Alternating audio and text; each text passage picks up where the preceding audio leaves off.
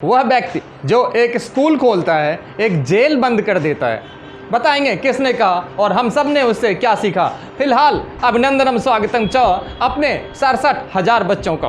अब आप पूछोगे कि भाई 67,000 ही क्यों? हिंदुस्तान में 480 मिलियन बच्चे हैं जो 18 साल के ऊपर या नीचे एज ग्रुप के हैं, तो सिर्फ 67,000 बच्चे ही क्यों? सर बताता हूँ और इसका जवाब मैं इस रिपोर्ट से बताता हूँ। सीबीएसई का 12th स्टैंडर्ड का रिजल्ट आ गया है। इसमें 33,000 बच्चे तो ऊपर हैं, टॉप पे हैं, जिनको 95% प्लस अंक आए हैं, लेकिन बॉटम में 67,000 बच्चे हैं जिनको सीबीएसई फेल कहती है या कंपार्टमेंट वाले बच्चे कहती है। और अब विक्टर ह्यूगो की वो लाइन कि जब एक व्यक्ति, एक देश, एक समाज एक स्कूल खोलता है, एक जेल बंद कर देता है। जी हाँ, फ्रांस के महान पोएट हैं और राइटर हैं विक्टर ह्यूगो। उन बहुत चर्चित लाइन कि एक देश, एक समाज, एक राष्ट्र जब एक स्कूल खोलता है, एक जेल बंद होता है। मगर आप बताएं कि सर इन 67,000 बच्चों के लिए वाकई क्या स्कूल खुला? सवाल है और जवाब देते हैं प्रसिद्ध लद्दाखी शिक्षाविद सोनम वांगचुक। जी हाँ, वही सोनम वांगचुक जिनके इन महान किरदार को हिंदी सिनेमा 3 इडियट में फुनसुक वांगरू के द्वारा दिखाया गया है। सोनम वांगचुक लद्दाख से हैं और एक फेमस IITian मैकेनिकल इंजीनियर हैं। लेकिन 1995-96 के आसपास जब उन्होंने लद्दाख एवं आसपास के स्कूल में पास एंड फेलियर परसेंटेज को देखा, चौंक गए। 1996 के आसपास लद्दाख एवं आसपास के स्कूल में फेल होने वाले बच्चों की संख्या 95% थी। जी हाँ, अगर किसी स्कूल में 100 बच्चे पढ़ रहे होते थे, उसमें 100 में से ओनली 5 या 3 या 2 बच्चे पास होते थे, पास। और किसी किसी स्कूल का पासिंग परसेंटेज तो 0 होता था।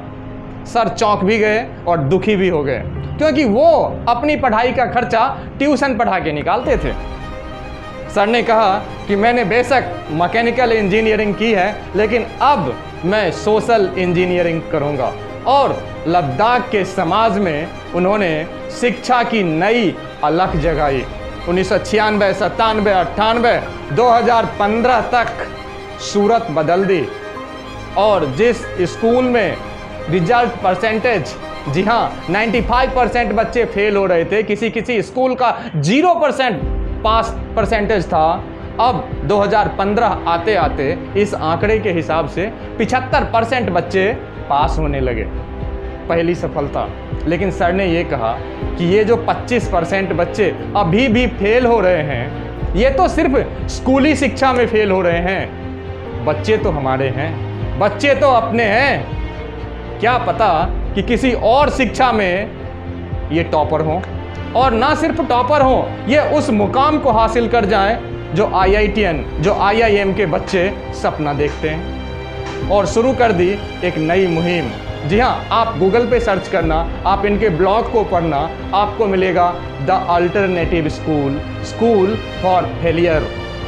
लद्दाख में इसकी स्थापना की, आज भी सक्सेसफुली उनका स्कूल चलता है। और अब तो मेकर्स एंड डूअर्स यूनिवर्सिटी के नाम से इन्होंने विश्वविद्यालय की भी स्थापना की है। इसकी सबसे बड़ी खासियत आपको बताऊं कि इसके लिए एलिजिबिलिटी क्या है। किसी विद्यालय में अगर आप फेल हैं तो आप इस स्कूल में दाखिले के लिए एलिजिबल हैं। आपको फीस नहीं लगेगी, आपके ऊपर वजन नहीं आएगा, आप यहाँ सीख कर जिएंगे और जीकर सीखेंगे। इस स्कूल का प्रथम और मूल सिद्धांत है। मैं इसका कार्य प्रणाली बता के वीडियो को लंबा करके आपको बोर नहीं करता हूँ। आप ब्लॉग पे जाके इसकी कार्य प्रणाली जरूर पढ़िएगा। फिलहाल आपको ये बता देता हूँ कि इस स्कूल ने कितने अच्छे प्रोडक्ट दिए हैं समाज को। एक बच्चा स्वांग रिंगजिंग 4-5 बार फेल होता है 10वीं में और 12वीं में, इस स्कूल में आता है और स्कूल में 10-11 साल गुजारने के बाद एक जर्नलिस्ट के तौर पे अपना सक्सेसफुल कैरियर शुरू करता है और चलाता है। और मात्र 27 साल की उम्र में लद्दाख एजुकेशन काउंसिल का एजुकेशन मिनिस्टर बनता है। यही नहीं, स्टैंजिंग डोरजे नामक बच्चा जो स्कूली शिक्षा में कई बार 10वीं 12वीं में फेल हो चुका था, इस विद्यालय में आता है और प्रसिद्ध फिल्म मेकर बनता है और विदेशों में, फ्रांस में, कनाडा में प्रसिद्ध अवार्ड जीतता है। और इतना ही नहीं, बच्चियों की भी कहानी है सर। तिसिल चुरुल नामक एक बच्ची जो कई बार 10वीं फेल हो जाती है, 12वीं फेल हो जाती है स्कूली शिक्षा में, यहाँ आती है और एक प्रसिद्ध महिला व्यवसायी बनती है। सफलता की कहानी। सैकड़ों हजारों बच्चों को सोनम सर ने कामयाब किया है अपने इस अल्टरनेटिव यूनिवर्सिटी से, अल्टरनेटिव स्कूल से। अब सवाल ये है कि हमारे देश में 29 और राज्य हैं, 7 और केंद्र शासित प्रदेश हैं, जहां ये CBSE के आंकड़े हैं 67,000 फेल बच्चे।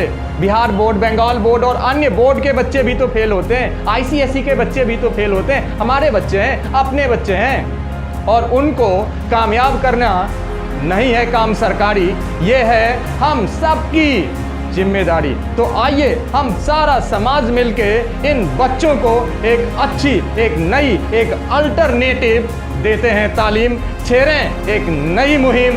जय हिंद, जय भारत।